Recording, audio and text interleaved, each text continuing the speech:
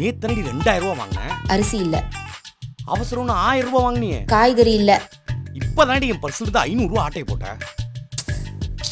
புரிஞ்சிருச்சு. ஆக மொத்தம் உனக்கு சமைக்கிறதுக்கு மூடு இல்ல. நான் வேணா ஆன்லைன்ல ஆர்டர் போடவா? வாய்ப்பு இல்ல. நில்லுங்க நில்லுங்க.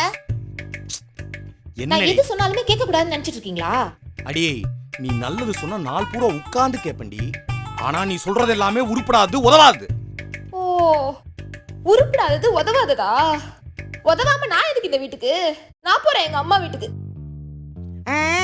அப்படி நீ போனா மட்டும் வாழை இலை விரிச்சு வச்சு விதவிதமா விருந்து வச்சு கிழிச்சிருவாங்களாக்கும். நீ போன 2வது நாளே ரெட் பஸ்ல புக் பண்ணி என்ன வர வச்சு கூட்டு போக சொல்லிடுவாங்கடி. அம்மா வீட்டுக்கு போறாளா? அம்மா வீட்டுக்கு. அடியே, ஒண்ணு மட்டும் தெரிஞ்சுக்க, உன்னை எனக்கு கட்டி கொடுக்கலடி, தத்து கொடுத்துருவாங்கடி. ஏங்க, மாசத்துல ஒரு நாள் வெளியில சாப்பிட்டா என்ன ஆயிட போகுது? அடியே, அந்த ஒரு நாள் சாப்பிடுற காசுக்கு வீட்ல 5 நாளைக்கு வகை வகையா வக்கனையா சமைச்சு சாப்பிடலாண்டி. ஒரு நாள் வெளியில சாப்பிடலாம்னு சொன்னேன், அதுக்கு இவ்ளோ கஞ்சத்தனம் பண்றீங்க? இதுக்கு பேர் கஞ்சத்தனம் இல்லடி, வீண் விரயம் பண்ணாம இருக்கிறது. முட்டை போடுற கோழிக்கு தாண்டி வழி தெரியும்.